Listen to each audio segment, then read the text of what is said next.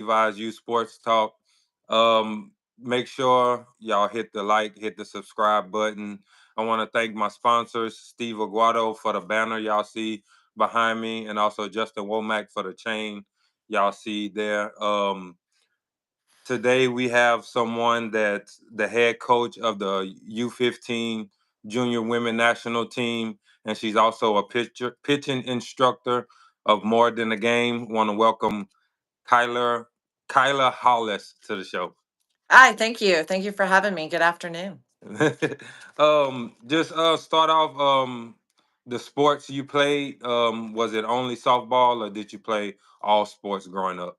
No, I did. I did everything. Yes, I actually was recruited to universities for basketball and softball. So love me some basketball. I was definitely that was my second favorite sport. So Okay, and what made you choose softball over basketball? I just felt like I was a little bit better and I had a little bit more opportunity. The offers that I was having were at a higher level for softball, even though I loved basketball so much. It just seemed like my potential, what I was going to be able to do in softball, was going to affect things a little bit more. Okay, and were you always a pitcher for softball, or did you play other positions? I actually started out as a shortstop and catcher. I tended to have one of the best arms in the field. And it wasn't until one of our pitchers actually got hurt.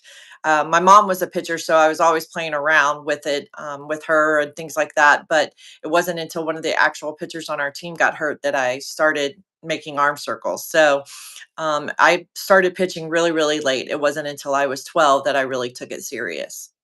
Okay, okay. And being a pitcher, like you have to put a lot of work in to be a pitcher. And like you said, you was a catcher, so pretty sure you had to put a lot of work in at that time too to be a catcher. What made you, go away from being a catcher to becoming a pitcher?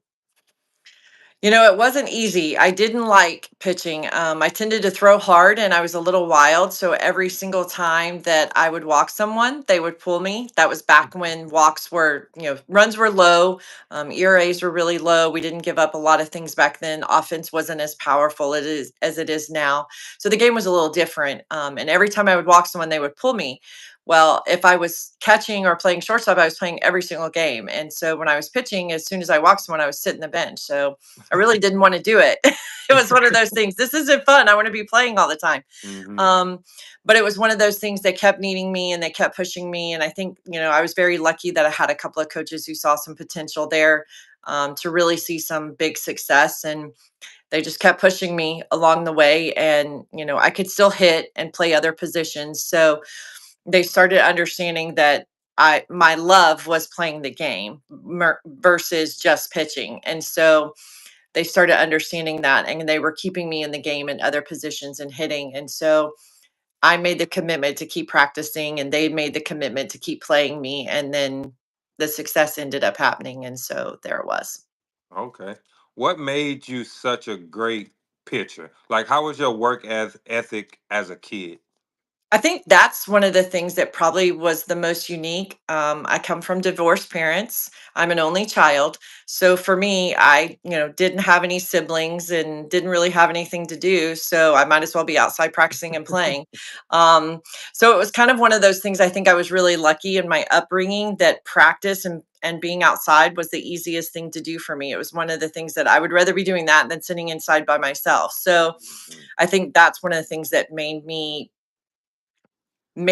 better faster than a lot of other people because standing outside taking reps, whether it was shooting basketball or pitching into my net, you know what I mean, what we had outside, that was the easy part for me. That wasn't hard for me to do, where everybody else had siblings to play or things to do. Mhm. I didn't have that. Okay. So, to be a great pitcher, you got to be able to hit spot. So, did you have something on your net that helped you with that? No, I clearly needed that because no, I did not. My mentality was just throw it as hard as I can. Power was something that I had back then. Mhm. So I had to really learn how to do that. And that was something that wasn't easy in the beginning because I never thought about it. So it took me a long time to really kind of harness that focus into what I was doing.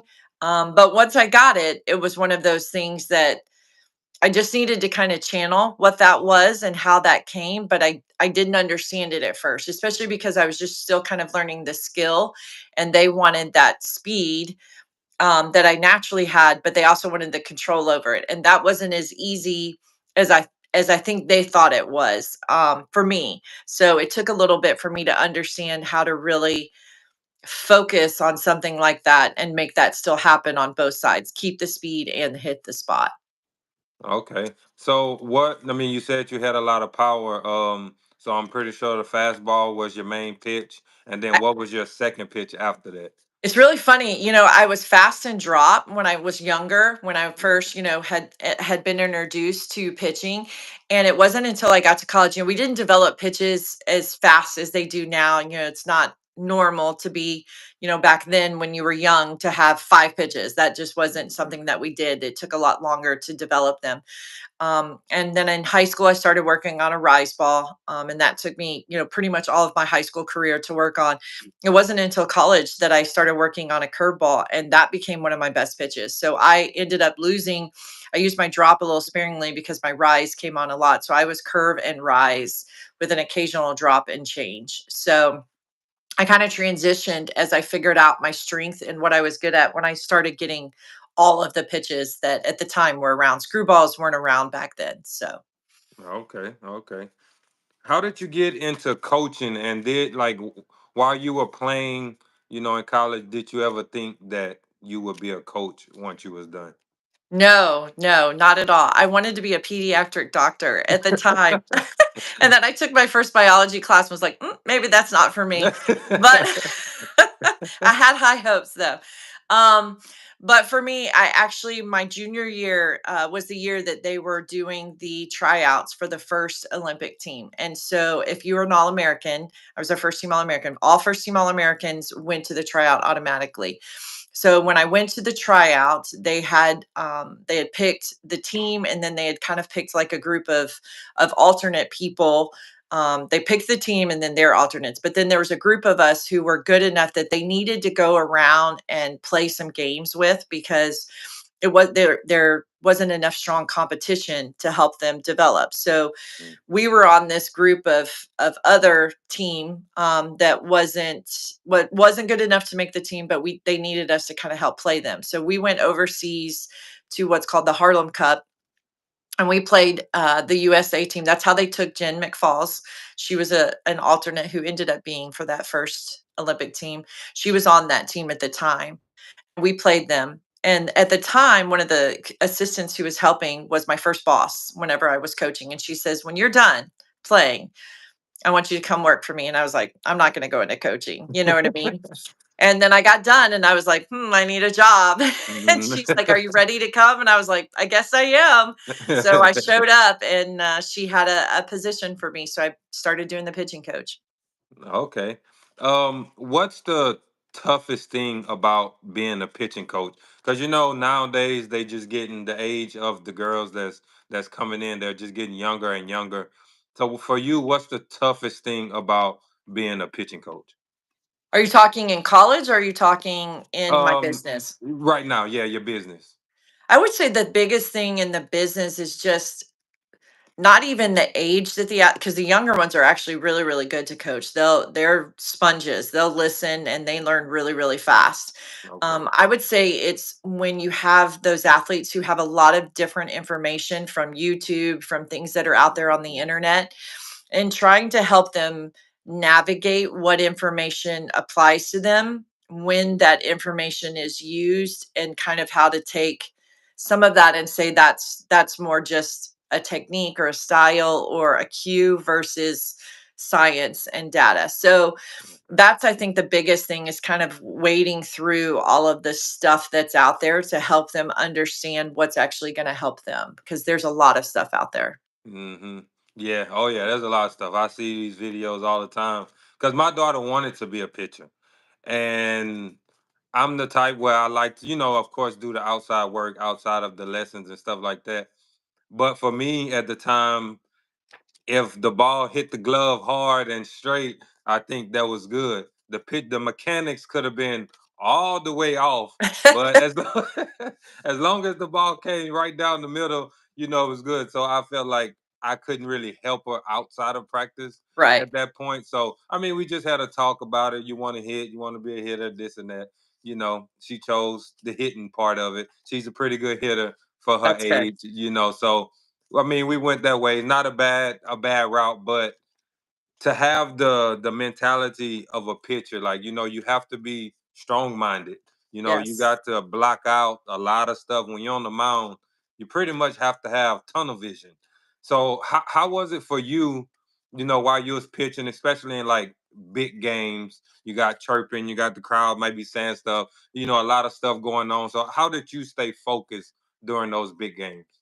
I think that was probably one of the parts that actually came the easiest for me, and it wasn't Okay. until later, when we started actually at Houston, we brought in Brian Kane, which was one of our sports psychiatrists that we brought in, and he was huge in softball at the time, and we were Okay. really lucky. Our baseball team had brought him in, and started working with, and we were able to partner in with him financially because obviously anyone who's that good, it costs a lot of money, Mhm. and so we were able to partner in, and he started helping us as well. And it was so interesting when he was telling things to our athletes that they had never heard of.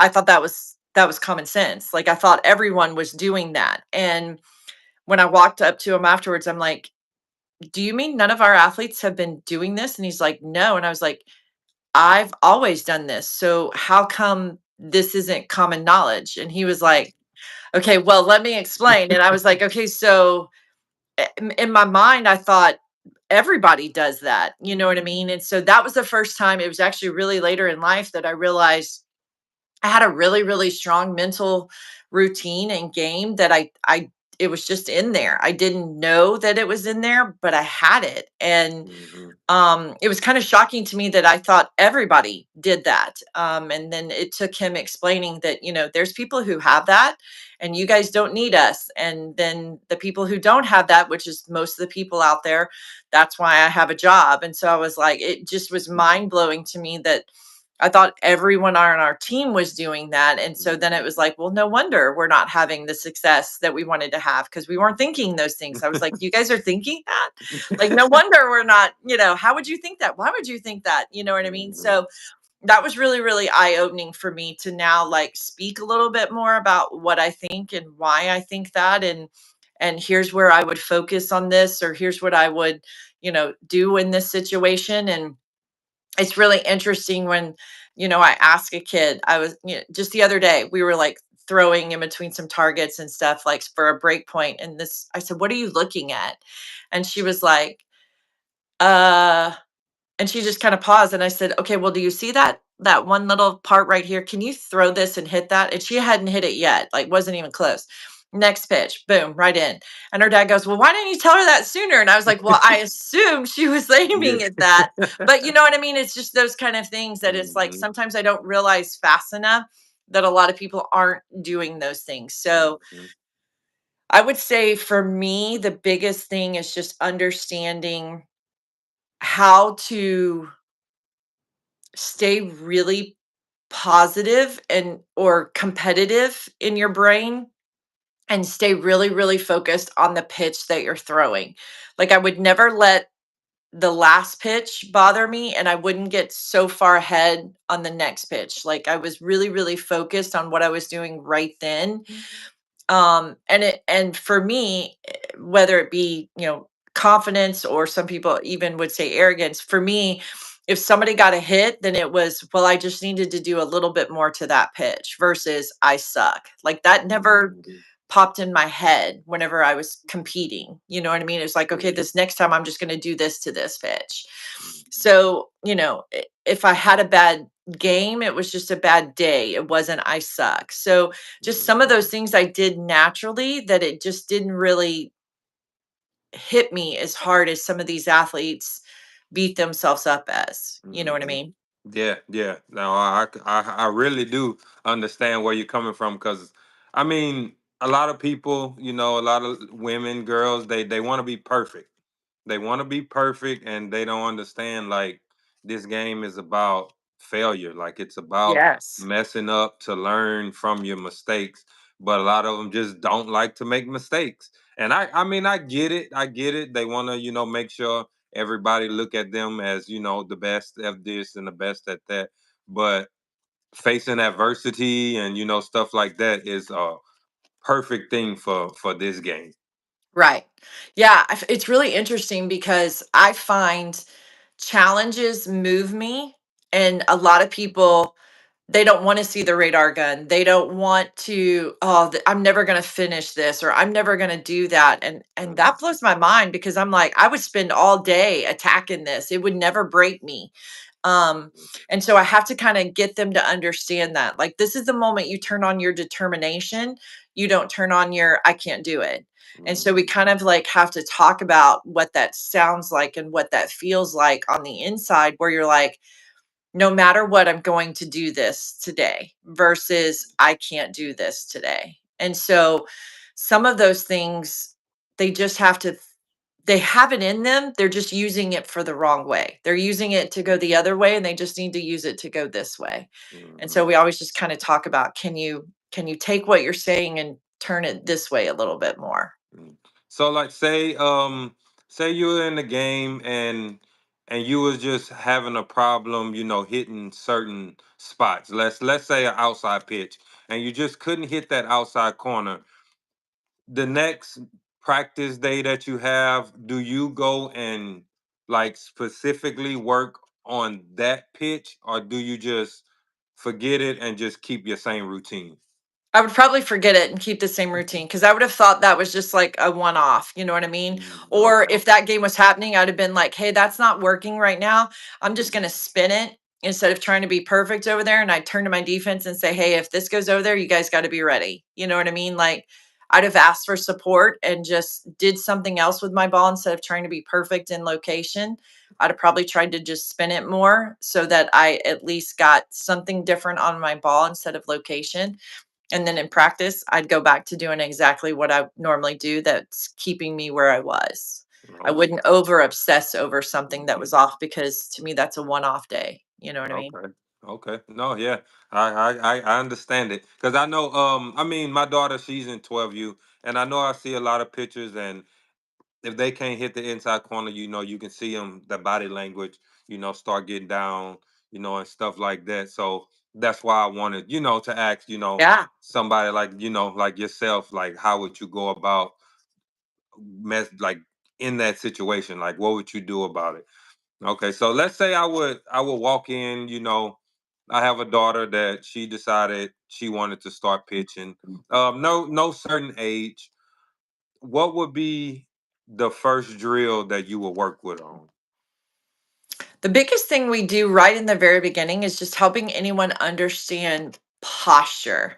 You know, when you're especially young, um, Mhm, for you, your ability to stay upright and balanced is something that's mhm, really important, especially as you're growing. You know what I mean? Because every time you're doing that, the brain and the body stop connecting for a little bit, and you're asking those kind of things that really start stretching out, and things get tight, and then sometimes they get loose, and then you have a lot of problems controlling your body. And so the biggest thing that we work on in the very beginning with anyone is just, can you stay upright and can you make an arm circle?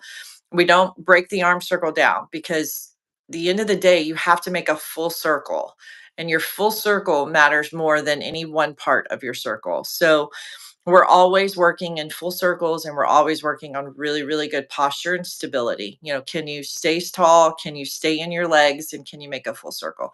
So you're not going to see us do a lot of breakdown, snap drills. You're not going to see us do a lot of things like that. If I do anything, it would always just be from a peak position. So the very top of the circle down, because that's the fastest part of your circle is from the top to the bottom. So that would be the only part we would ever work on. How fast are we getting down into that release more than anything else? So that would be the only things you would ever kind of see us work on. okay, okay. Some people want velocity. Some people focus on the spin. In what order do you teach it, and how do you base it? Like if somebody comes in throwing hard, just naturally, do you just completely focus on velocity, or if somebody, vice versa? Like, Well, I personally, I'm going to tell you, you should always do everything that you're trying to do as hard as you can do it. So hmm if you're somebody who's trying to slow down and throw a strike, you're going to find yourself later asking for somebody to teach you how to throw hard, and you can never get that back. So I don't care, how old you are. Your job is to do it as correctly as you can, as fast as you can. I'm never going to tell a kid to slow down and throw a strike. That if your fundamentals are correct, you will throw a strike. It has nothing to do with your speed of your arm that for you to throw a strike. It has everything to do with your fundamentals. So why am I going to teach an athlete to slow down to do that when that is not what's causing the strike? The speed is not causing the strike.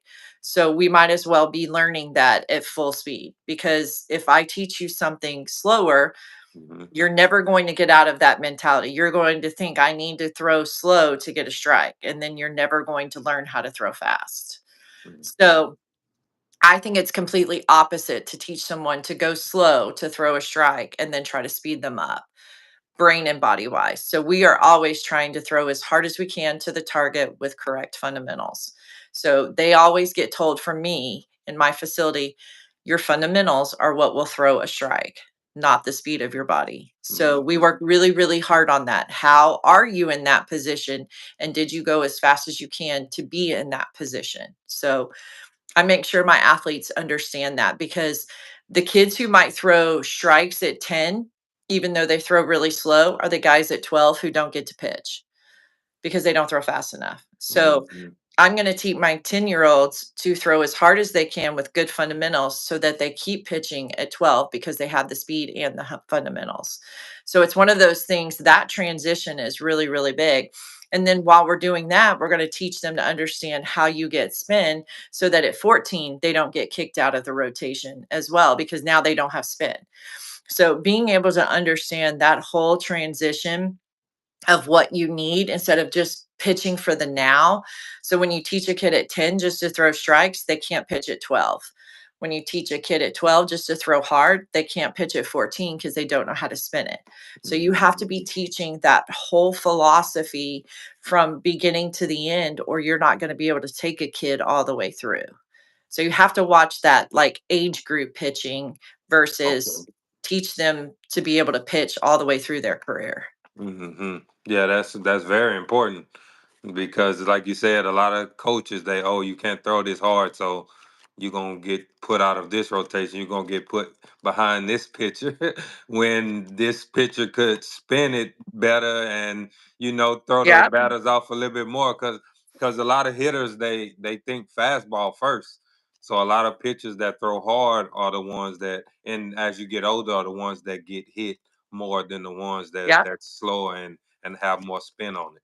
Yep, my 7-year-olds that I have are trying to connect and spin it as hard as my 18-year-olds. So they Mhm, understand the importance of speed, they understand the importance of spin, they understand the importance of their fundamentals. So there is no, the knowledge that a 7 and an 18 get is the same. It's just broken down very simple for them versus compared to an 18. So mhm. I'm not changing the knowledge level just because of the age. I'm just changing how it's presented to them. We're not expecting them to do anything different. Okay, okay, got it. What are some drills you do to help with velocity? I think velocity is one of those things that you have to understand where you're trying to get it from. And I think that's the biggest thing. People think, you need stamina, you need strength, and you need repetition. You need to be able to control your body over and over again. It needs to be repeatable. And if you can't do that and then understand where energy's coming from, you're always going to be hunting for speed. So you have to be able to throw it over and over again. It has to be repeatable in your body. Your body has to be in the same spot over and over again. And you have to understand your power is going to go from the ground up. So when you take off, it's all about your legs. And when you land, it's all about your arm. So if you don't have those two concepts really, really grasped, you're going to try to start getting things in the wrong way. And if you try to start getting them in the wrong way, that's when you're going to get injured. And so that's when you see so many people work solely on arm or solely on legs. And if you can't connect the two, you're never going to get that moment where it gets from your legs to your arm and out. And that's where I think the biggest disconnect is. I see a lot of drills that work on arm speed or a lot of drills that work on legs, and we don't ever work on that moment that they have to come together and actually release that ball. So I would say the biggest thing for anyone to do out there is make sure you understand when speed happens, where Mhm. it comes from, and then work on that moment that they have to go together. The moment that your foot is hitting the ground and your arm is coming down, because until anything into that moment, your speed, your legs and your arms aren't coming together. And so Mhm. that's the moment where your speed actually has to be generated from. So and the biggest part to speed is timing more than anything else. So you can have somebody who goes really fast, but if they're off time, they're not going to be as fast as they want to be. So I would do a lot more timing drills and I would do a lot more things of how to get into the ground and your arm down. So that's where we tend to work a lot more on speed. I have seen long toss have success, but long toss has a plateau moment. You know, you can do long toss to build, but Mhm. once you're at that moment, it's not going to keep making you throw faster. So yes, long toss can get you faster, but when you're at a certain speed, long toss isn't going to make you faster. You know what I mean? Mhm. And then same thing with like heavier light balls. They will get you to a speed, but they won't make you faster from that moment. So everything Okay. kind of has a shelf life. And so then that moment is where you have to understand where's the next speed coming from. And it's coming from that landing down moment in your body. And so that's where you have to try to generate more velo. And so when you're understanding that timing and you're understanding those muscles involved in that and that transfer of energy, that energy flow is the game changer in speed more than any drill. So I think you can do some stuff like long toss, weighted balls, you know, things like that. Strength, get into the weight room for sure. But you can do some stuff like that. You know, your glutes are your most important thing in pitching. So I think you can do some things to get in there and get those numbers up. But at the end of the day, when you hit your number, if you ever want to get past it, you have to understand that energy flow when you land. Okay. Okay. And you said like get in the weight room. That you hear a lot of people, tell the younger girls, not to lift weights.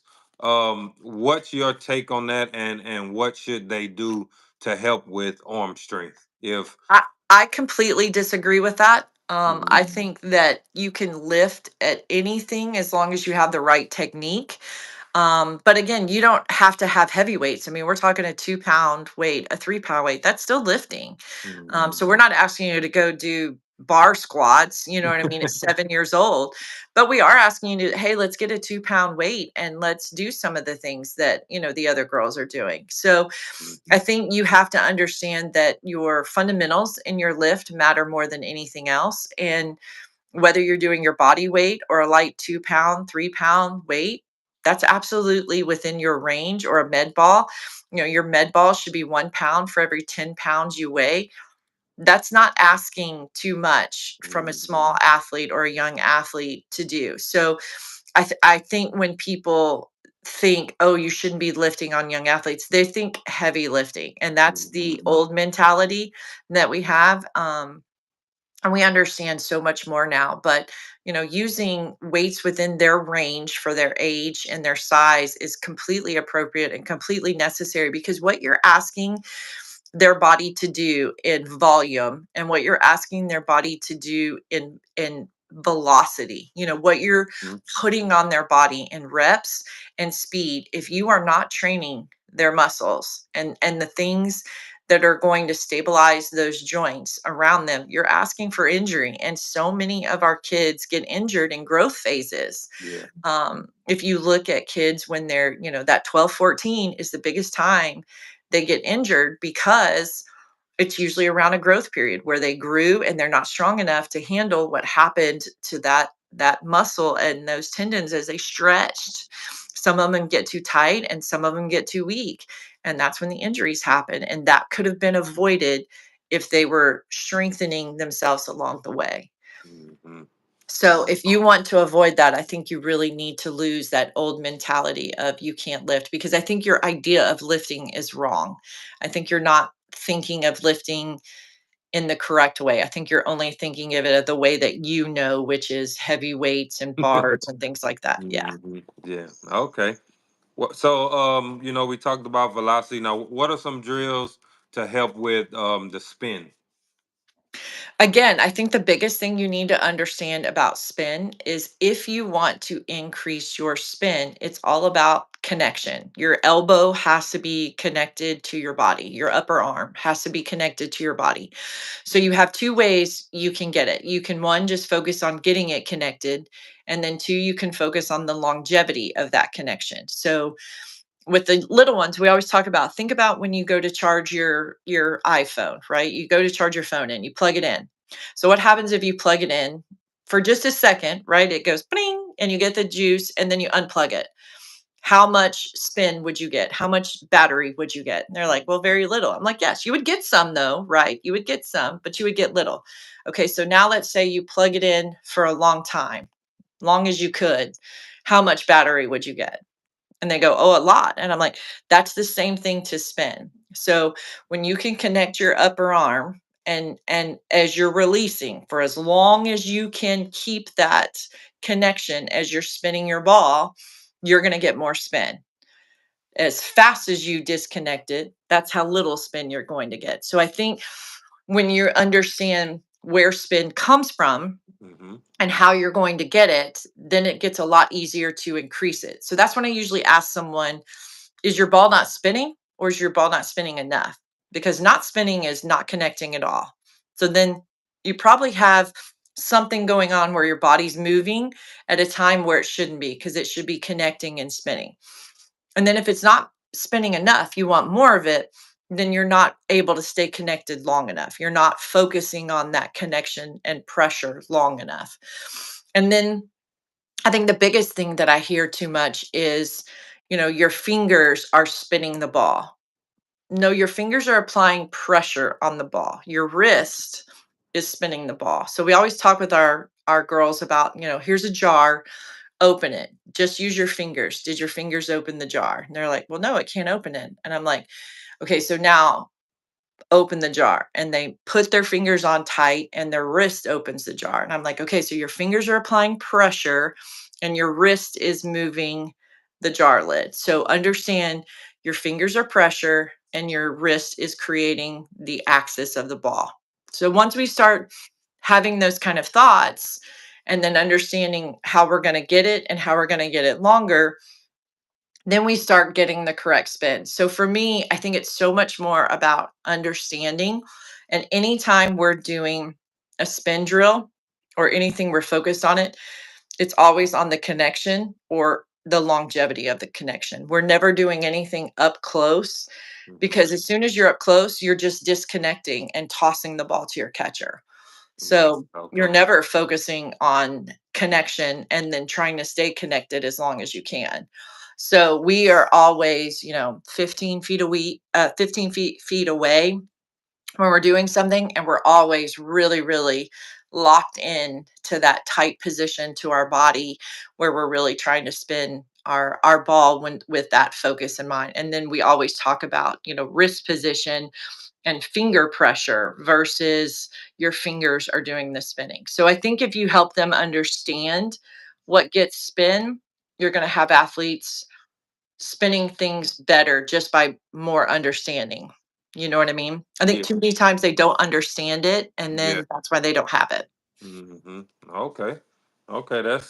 That's knowledge uh I can pay attention to while I'm in the stands to Yeah. see to see if a girl got a lot of spin on her Yeah, fingers or you're not. really going to see a lot more wrist flexion from Hmm. somebody who's doing spin. Anytime you're just seeing like open hands, you're not going to see somebody with a lot of spin, Okay. because you're Okay. going to see a lot more wrist curl. Okay. Okay. Got it. Got it. Um. So you inducted into the Hall of Fame for your high school, correct? Correct? Okay, and also in college. Correct. What was your feeling like when you got those calls and they let you know, you was gonna be inducted into the Hall of Fame? Kind of embarrassment. I'm not somebody who takes compliments well. Oh. So yeah, I'm not big on that. But yes, yes, it was kind of like, thank you, but and then I'm like, oh my god, I have to go stand in front of people. So I'm not big Mhm, on those kind of things, but I truly appreciate that they acknowledged, how hard I worked and what I tried to do for those teams that I was on. mhm, It took so many hard years, hard work, and a lot of pitches and a lot of things to do those kind of things, and great teammates with me at the entire time. So it was really an honor to do that, but it's also at the same time, it's not something that I'm like I was striving for, that I was like, I want that. It's just something that happened. It wasn't something that was in my mind. mhm. Okay, okay. Well, I probably would have been jumping up and down. I was just like, oh gosh, I have to go stand in front of people. Yeah, yeah. And you know what's so funny is I can do this with no problem, but the second I don't have this camera phone, the phone or whatever in front of me, and it's just people standing, I can't do that. I Yeah. cannot do that. I get nervous. I start sweating and Yes. all kind of stuff. But I can sit behind this and talk all day All day long. long. Yeah. Yeah. Yeah. Yeah. So what made you choose UL, and what other schools did you have on your list besides that one? So I visited Oklahoma State, I visited Mhm. A&M, and I visited UL. Those were my 3 visits. Oklahoma State had just been to the College World Series, Mhm. and they had 2 senior pitchers ahead of me, and they were very clear that freshmen don't pitch, our Mm. seniors are going to pitch, and so it's kind of like I don't didn't know that I wanted to sit that long. And the town was at the time not as developed as it is now, and obviously, coming from here, it was a bigger city. A&M was a great at the time. That was a great offer. That was something I was like, wow. But I just didn't really connect with the coaches. Some of my teammates were even there, and I just did not connect with the coaches at all. I really felt a little put off actually on that one. I just didn't have a really good feeling Mhm. whenever I went there. And then I went to UL, and as soon as I was there, even though it was a smaller town at the time, I just felt like it was home. I mean, instantly I knew that was the community, that was the coaches that I want to play for. And they had just been one game from the World Series at the time. So I knew the program was ready to be at that next spot. So for me, it was one of those things. It was a program that was ready to be at that next level. The environment was exactly what I wanted, and the coaches I clicked with right away. So when I visited all 3, they were kind of all 3 in different areas and different things, but UL just was the right fit instantly. Okay. Well, I'm from about, I think it's about 45 minutes from there. So I didn't go to school there. And might have went there for other reasons. Yeah, right. Yeah. But no, Lafayette is it's a nice little It's town. grown now Yeah. so much. It's completely Hmm. different, but yeah. Yeah. So what was the youngest pitcher that you ever started training? Right now, I have a little 7-year-old that she's slowly creeping up. She's now 9. So Okay. she's my little stud. So we'll see where she is by the time we hit college. So Okay, and how was it, starting, so young? Well, now it's some of them starting younger than that, but yeah. but how was it, when she first started? I think it's, you have to have a little bit of patience and understand that, Mhm. you know, they're gonna talk a lot. They like to Yep. talk. And their parents have to understand that too. You know what I mean? Hey, you're Mhm. paying a lot of money for my kid to come talk. You know what I mean? So they Mhm. can't be like, hey, stop talking, because that's just not where they are mentally right then. They do need a lot of challenges. They like it to be fun. So where, I would maybe be like, "Hey, let's pitch, let's do that again, let's do that again." You have to create challenges. Mhm. So that's something that you have to learn pretty quick when you're doing those young ones. They'll play a game any day, anytime. Oh yeah. But so you got to kind of make what you're trying to work on into a game. So that's some ways to keep them really focused. But that's got to be kind of, you got to watch that too, because then they get upset if they lose. They Mhm. get upset a lot more than the older ones. So it's a fine Yeah. balance, you know what I mean? But Mhm. they keep you on your toes because I think they really dive into a little bit more of the development of what their brain and their body's trying to do. So that's Mhm. really cool to see. And you can really develop that little competitor within them. And that's my funnest part, is just seeing right away, can I make them really competitive and understand it's okay. We're going to do that tomorrow. It's okay. We're going to do that again. Like, we're going to challenge again. And that's been really fun to see from some of those young ones, is seeing them develop that mental side and that Mhm. competitiveness side. So that's been my favorite part of working with them. Yeah, I bet, because being a pitcher, you gotta be competitive, but you have to have a very strong mental game because oh my goodness. I Yeah. mean, I've been just around it, around the sport for, I think it's like 7 years that I've been around the sport. And like, you see how one little bad pitch or something, one strikeout, one this can really just bring them from, they can be smiling, smiling, and then one thing happen, and then they just go straight down. And it's like, you can't do that. I understand in select softball, you want to bat a 700, but that's not reality once you get to the next levels. Next level, you bat a 700, you are the best out there. Right.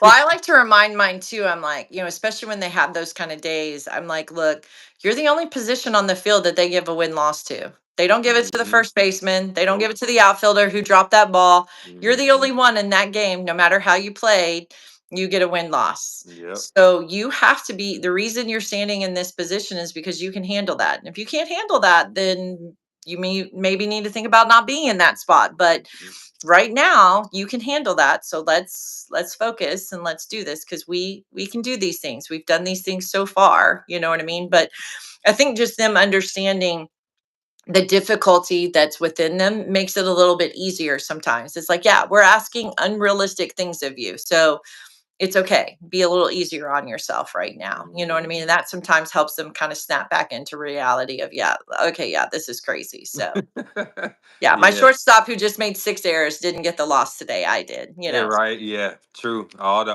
was it the earned runs, and your Right, ERA then right, skyrocketed, and yeah. exactly.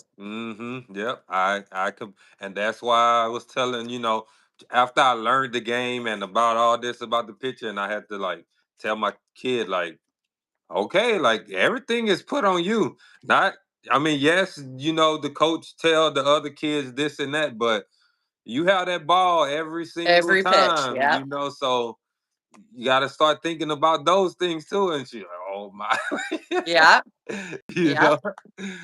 know, I get it, but let me see, my side froze. Oh, hold on 1 second.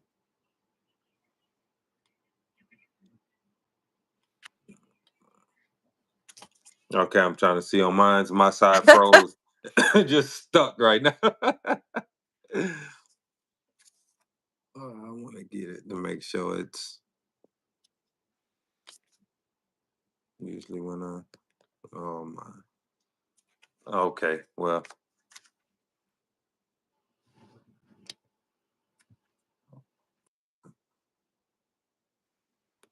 Mm, can you see me? I cannot, no. Nope. I can hear you though, just a black screen. I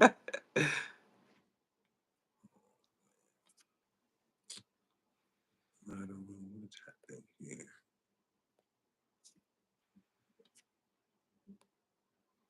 Mm, uh-oh. No, I don't know what happened here.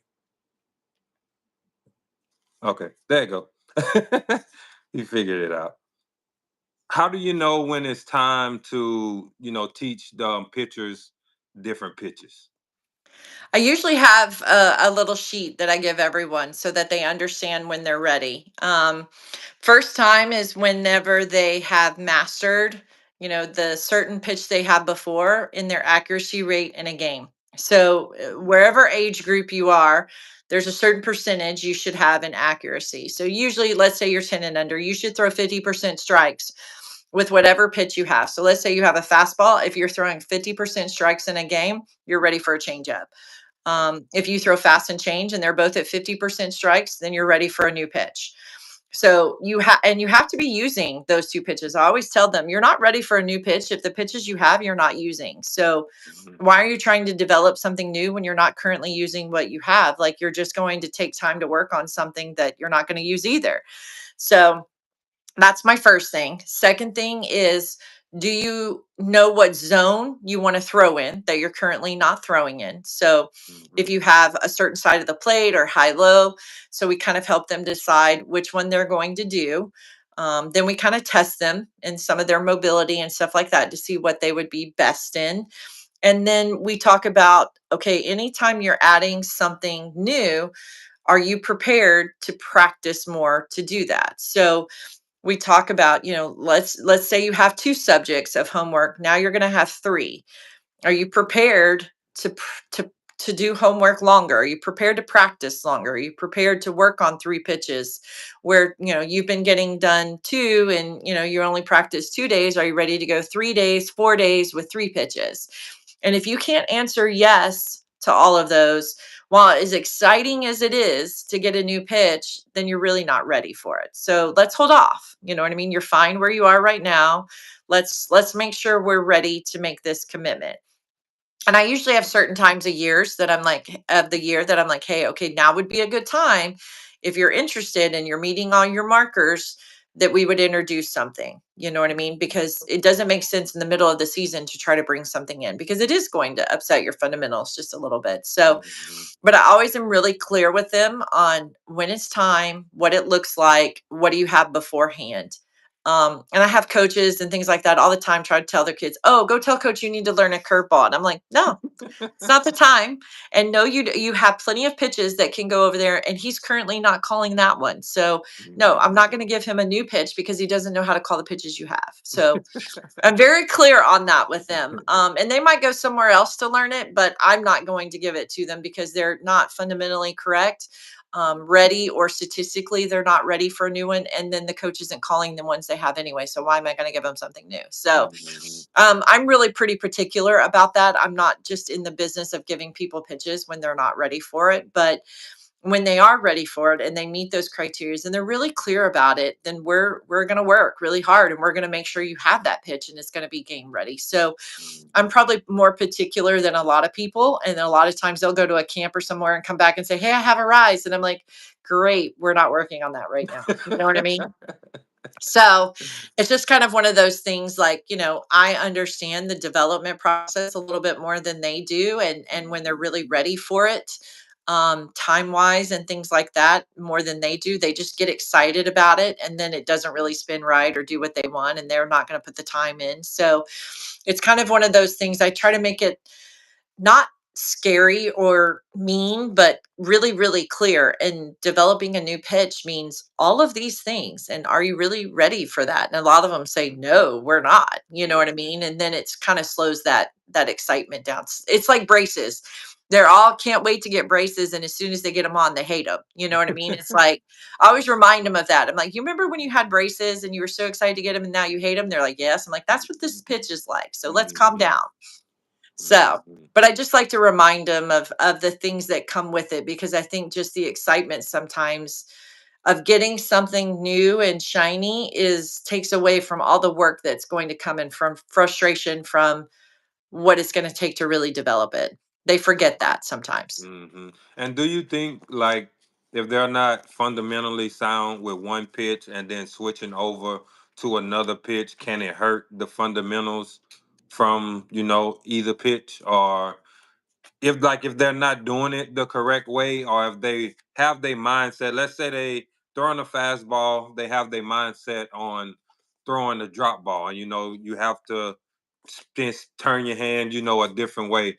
So do you think that can hurt them if they're trying to do the drop ball more than, the fastball?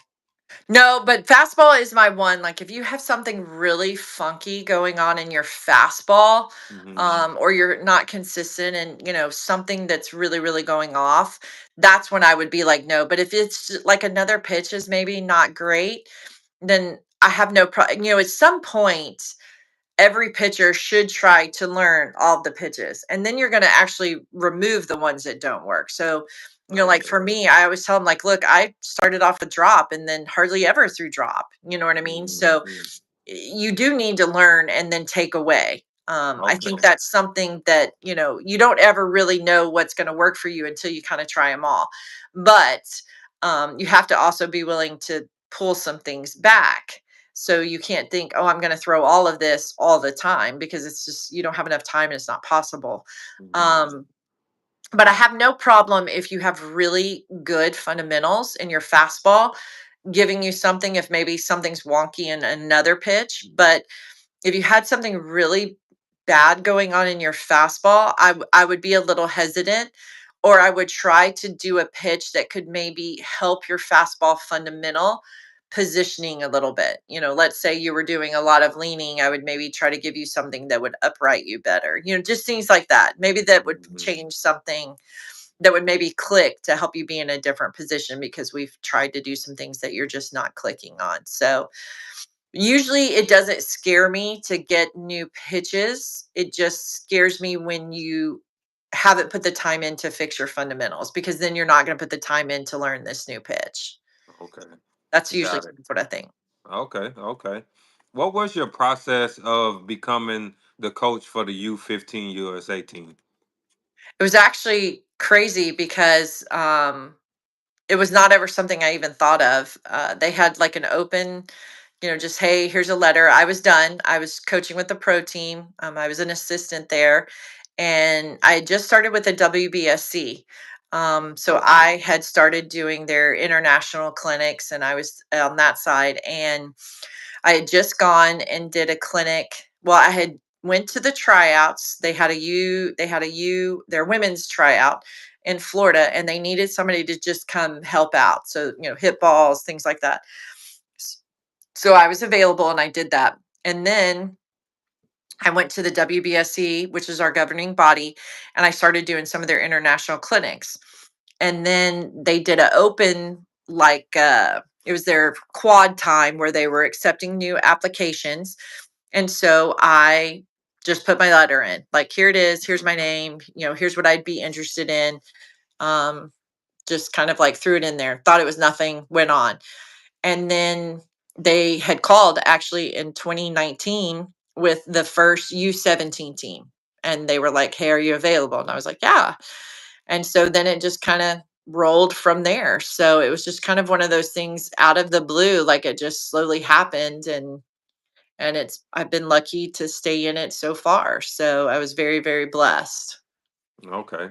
Like, so do you have like any do's or don'ts for your pitchers? Because I remember when we talked a while back, you said you don't like for them to warm up as much between games. Like, if the coach know that they're not going to pitch that game.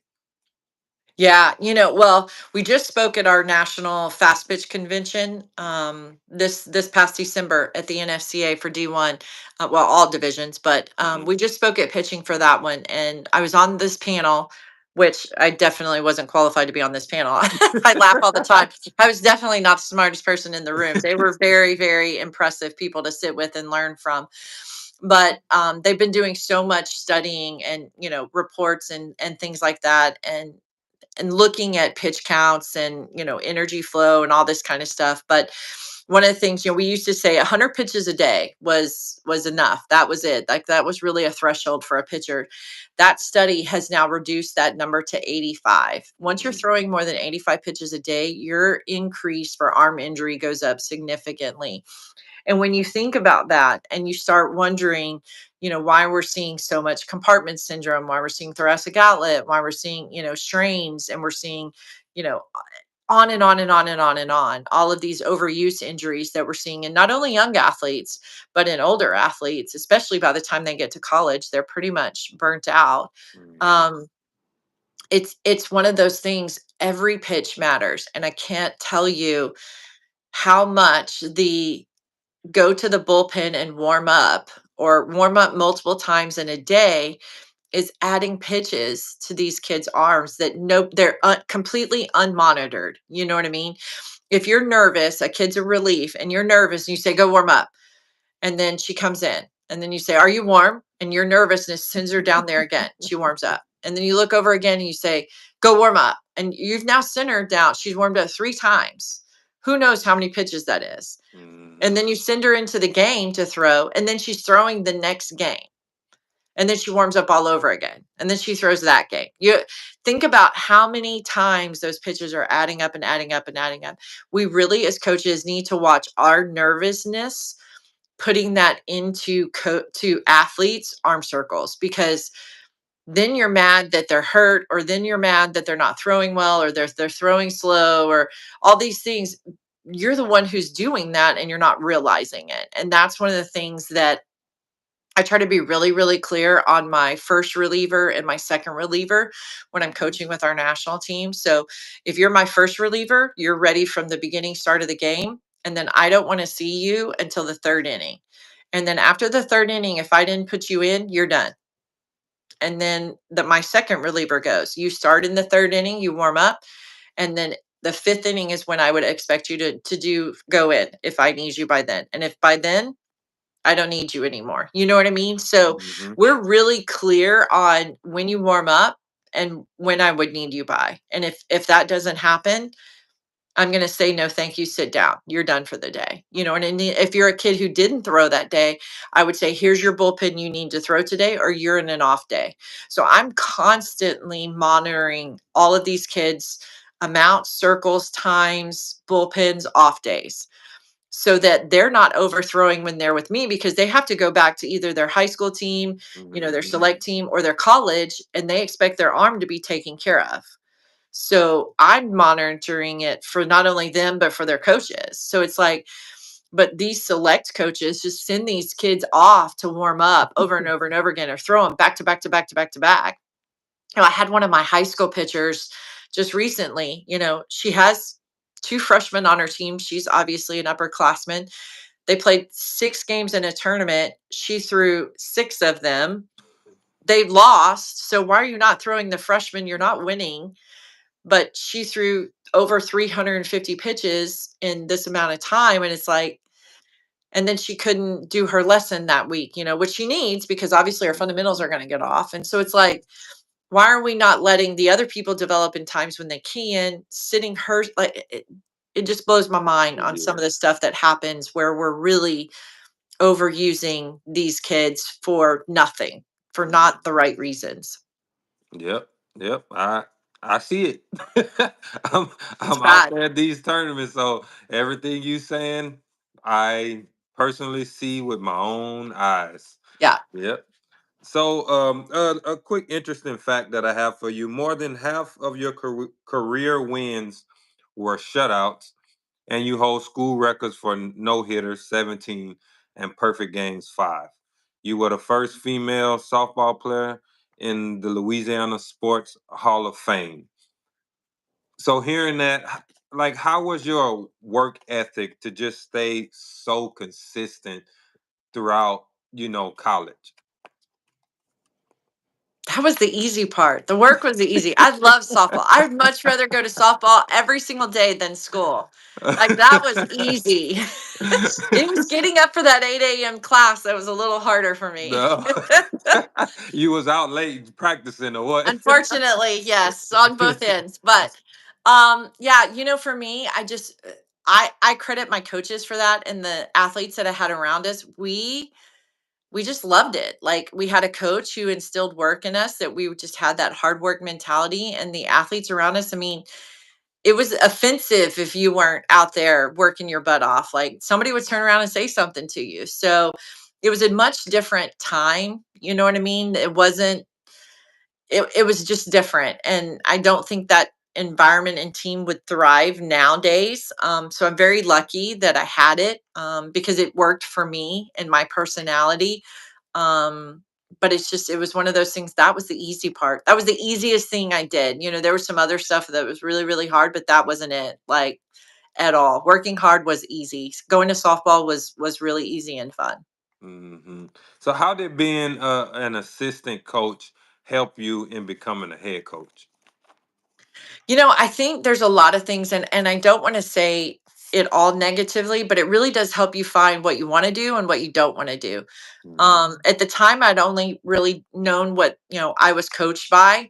And again, there were some things that I liked, and there were some things I didn't like. And then, so it was nice to work for some different bosses to understand yes and no's to, and then get some freedom to understand some stuff, and then have some restraint that I would have liked more of.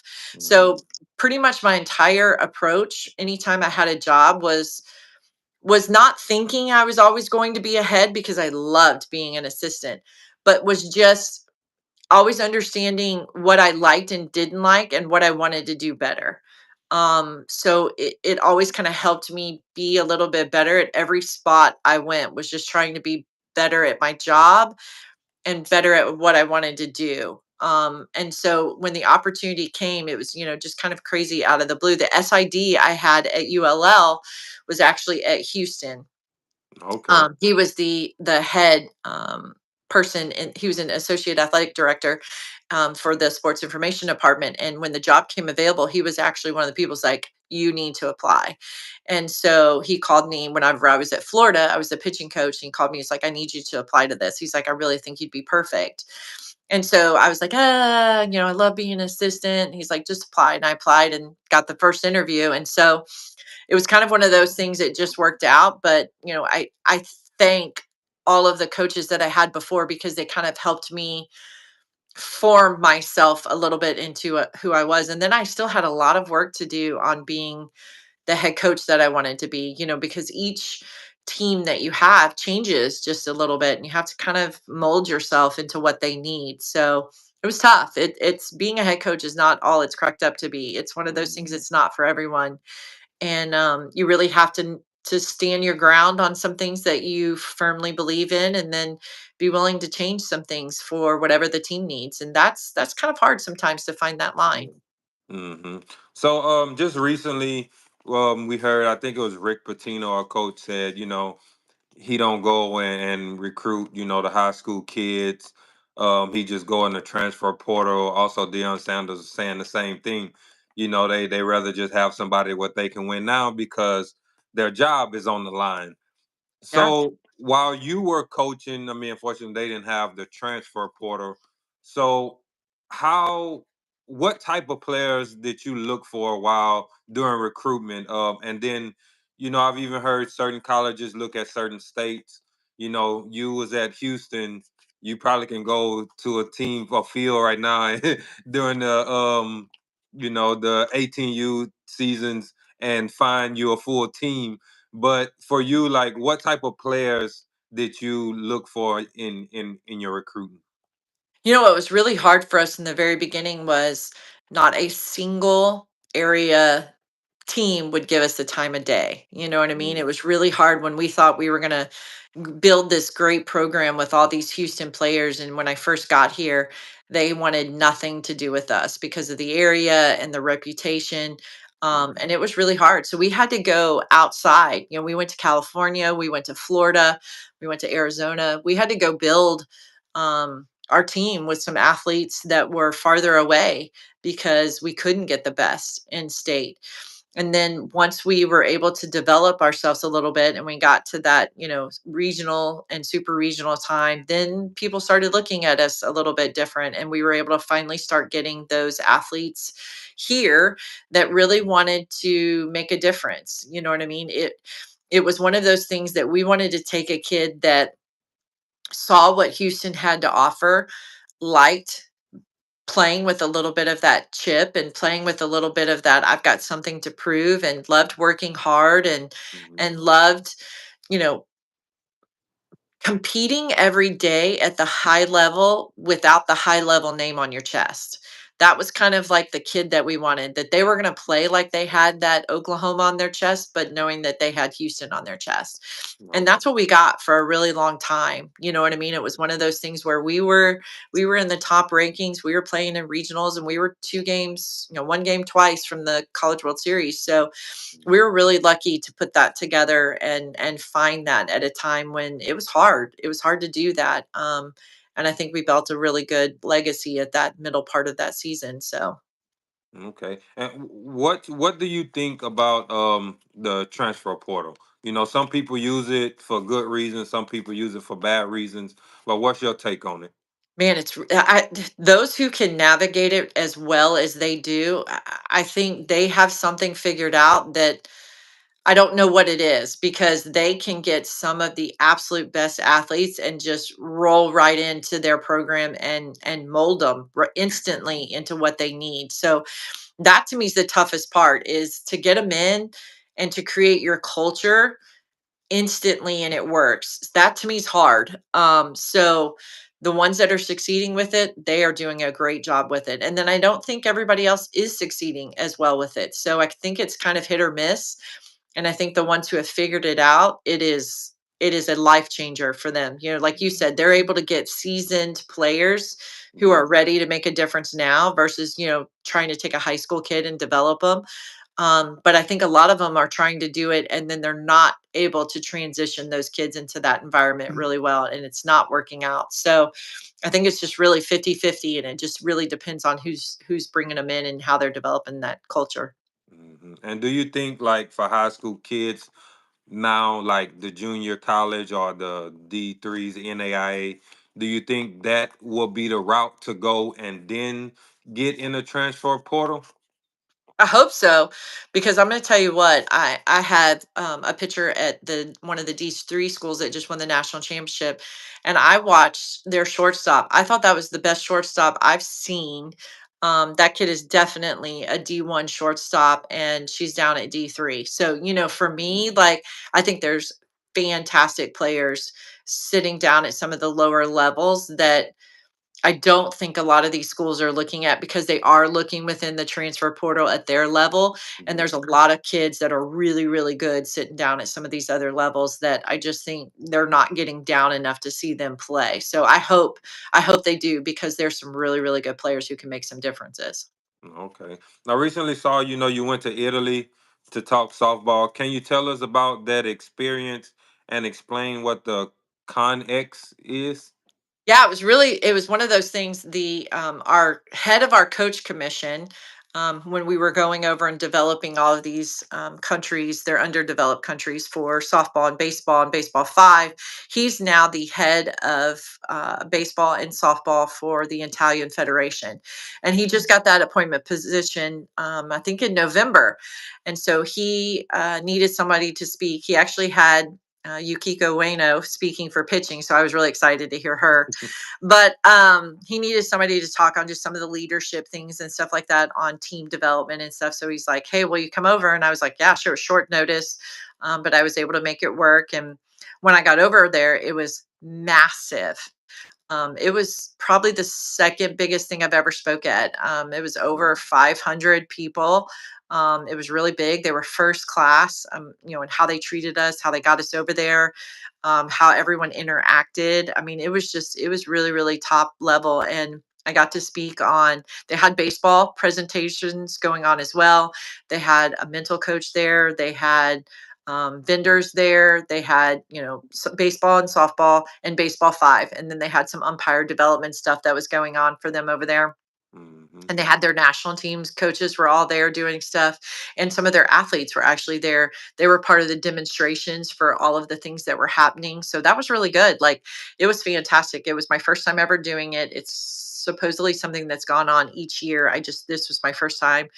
And I got to speak on, creating your team, choosing your assistants, keeping your team game ready, just kind of some of the things that were a little bit, I think, something that they think about, but not something that they do as much, because when you coach international, It's so quick, to get your team together and then go to an event and then it's done. You Mhm. break up and it's a new team. And so it's really hard to create that consistent team environment that you would have in a college or, your league team or something like that. So trying to get that together, it takes a really unique kind of plan to do that. And so it was fun being able to do that. We had a little bit of language, so I had to have Mhm. an interpreter. So I talk and I was talking really fast and she'd be like, wait. So I had to stop every so often. I was like, say a sentence, stop, say a sentence, stop. So I had like an hour to talk, but I could only present like 30 minutes because by the time she was translating, it would slow it down so much. So Mhm. that took some learning. So, but it was fun. She was awesome. I loved her so much. She was able to get my American thoughts and brains into Italian. So it was Oh really cool. wow, yeah, that should be that sounds like a great experience just It to be, really was. Yeah. around different in a different country. So when you play, overseas, and I know you had talked about it on the podcast when we had a while back. Like, what was it like, from the first time you went to go play until now? The very first team we had was just so kind of thrown together. They Hmm. had never had that age group. So U17 was the first time they had ever had that. They had never had anything under 19. So that was kind of like they created an age group that USA Softball didn't really have a whole talent pool for. We went over to an event that was like really quickly thrown together. We had never practiced, never seen each other, had one practice, started playing. So it was pretty chaotic. And then since that event, they've developed the HPP, which is, identifying athletes through those tryout events all over the US and then bringing them all the age groups that we would need, bringing them to Florida to have our final tryouts to pick the best, 13, 14, 15, 16, 17, and 18s that we can pick teams from. Because we never know which age group they're going to kind of throw at us sometimes. Sometimes Okay. they throw a 15, they've gotten a little more consistent, but then all of a sudden, like they did to us the one year, they said, okay, now we're going to make it 15. And we were like, no, first it's kind of like a concept, and then it's like, okay, we're doing it. And so, of Mhm. course, we're scrambling, but we had already kind of prepared for that with the HPP event. And so USA Softball had already kind of identified those. And so we put together that U15 team. And then, they've slowly now kind of stuck with 15 and 18 as their two groups.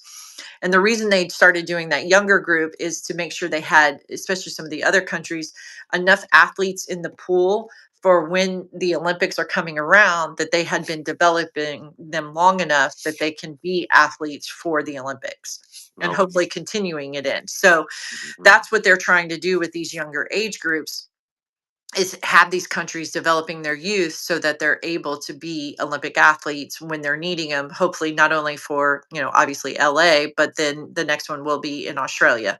So hopefully we can stay in Australia as well and then continue. So we Mhm. have potentially two Olympics coming up here that we could hopefully have baseball and softball in, that we would need athlete pools for. So when you're looking at that, that's, what I think USA Softball is doing so well, is they're developing and identifying these athletes for when, they're being needed. And even if they don't make that team, they're still within that pool. And so they're identified for, even when they're in college, if they didn't make this one, they're identified. And so then they can keep watching them and they can potentially be an athlete for whatever event is next. Okay.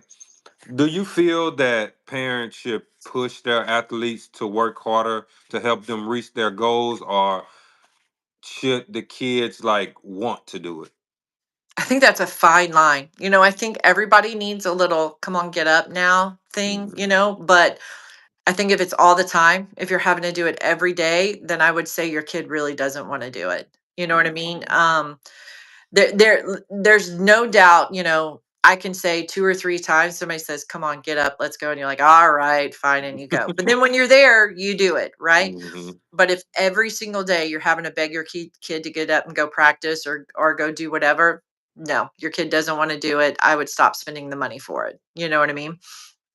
personally, like, Yeah. because I know what it takes, you know what I mean? And nowadays how much money it costs if you're spending for pitching or hitting lessons or whatever you're doing. Like, if your kid's not going to take the initiative to put time into the practice themselves, or you're having to beg them to go practice when you're available to practice, then I would say no. Your kid's not really interested in it. Okay. And do you think like the ones that push their kids, that's when, and the kids, like you said, the kids don't really want to do it. That's when you hear the word burnout, like the kids burn out and like they don't want to do it and stuff like that. Absolutely. That's the kid who you see all of a sudden they're in college and then you're like, "Where are they? They made like one semester or 1 year and they didn't play anymore." Yeah. Mm-hmm. That's that kid. They got there and they're like, "I don't love this enough to do this," because college is hard. Like the demand, the mental, like physical, like getting up to lift, playing, practicing that long all the time, going to your games, missing school, the demand on school, like all of the things that are involved with playing in college is really, really difficult. And so if you had a kid who you were pushing and pushing and pushing and pushing, and then they get there and it's at that intense of a level and you're not there to push them anymore, they're going to quit. They don't want to do that. Like, so that's why you see so many athletes where you're like, man, I thought, where's that kid at? And they're gone, they quit. Hmm. Yeah. At what age should athletes start thinking about recruitment? That's a tough one because, I think in their minds right now, still we're like really early. We're like, oh, you got to start thinking about it. But, with the changes that we have in the process now, I'm trying to remind everybody it really is slower than you think now. And you don't want people judging you too early. That's the benefit of this later timeline is they're going to judge you at your body when you're ready versus at your early body, because Hmm. there's a lot of people in that early body who flame out and there's a lot of people at that early body who aren't ready. And then if you look at that junior year, when you're comparing everybody's body at the junior year, now you're at the right spot to be compared. You know what I mean? And so who you are then is who everybody is versus the eighth grader is usually the one who grew early or the one who hasn't grown yet. And so that to me was just such a weird timeline to develop and try to get athletes ready for because it was so hit or miss. Hmm. Okay. What advice would you give to athletes ages 12 and up? That's a tough one. I would say find your why. That would be my biggest thing is find your why. Find why you play this sport and remember that every single time it gets hard, why you do it because it's going to get hard. There's going to be days where you don't want to do it and there's going to be things that make it really really tough. And if you remember why you play it, why you love it, that will get you through any of those tough times. Okay. What qualities, like, if let's say you was a coach, like right now, what qualities would you look for in athletes? I just love people who love the game. Like, just so fired up to be there because I love being there. You know what I mean? So Hmm. when you have somebody who shows up and is like, "Let's go," like that's like one of the most energetic things to ever be at when you can just feel a kid's excitement and passion for the game. Like you want to coach that kid and be with that kid like all day on the ball field. You're like, "I'll choose you all day to stand on that field and fight with." You know what I mean? Like that's one of Hmm. the best things in the world when a kid loves the game and isn't afraid to show it. Okay, okay.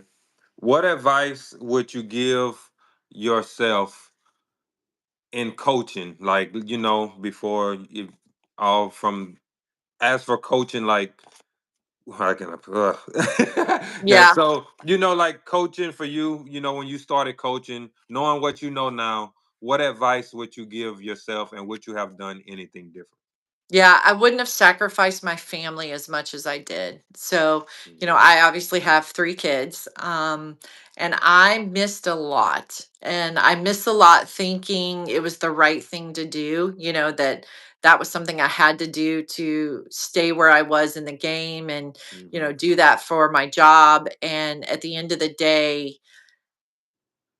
it wasn't rewarded. That loyalty wasn't rewarded. And for me, I think anyone who's had that kind of same situation happen for them, I think they'll all tell you they missed the time with their family more than they ever missed what they gave to the job. So I always tell my friends who have family, like, don't miss the birthday, don't miss, the wedding, don't miss the vacation, don't put those things off for the job, because at the end of the day, if they're going to fire you or they're going to go a different way or you retire, they will replace you in a heartbeat. You are Hmm. always replaceable, but for your family, you're not. So I would always make sure you're there for your family first. Okay. And my final question is, who would you like to see on the podcast? But you will have to help me get your answer on the podcast. I would love for you to do one of the new AUSL coaches. So Kelly Kretschmann, Alyssa Goler, Howard Dobson. Let's see, who Mhm. else do we have? Who's the other one? Hold on, I know there's one more. Goler, Dobson, Kelly. Why am I missing one? I'll have to think of that one. But yeah, I think that would be great. Okay. I think that would be awesome for you to get one of the new coaches of the new pro league. Okay. All right. Sounds good. Well, hopefully we can make that work some type of way. Perfect. So again, you dropped some very good knowledge on everyone, including me. Learned some new things. Got some things I can go pay attention to at the while these pitchers are pitching. But I really appreciate you for giving me your time and being on the podcast. No problem. Thank you. All right. Have a good one. Bye. All right.